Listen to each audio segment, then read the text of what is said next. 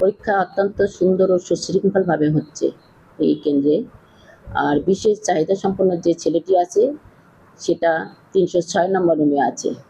তাকে ১৫ মিনিট করে করে মোট টোটাল ৪৫ মিনিট তাকে আমরা অতিরিক্ত সময় দেব।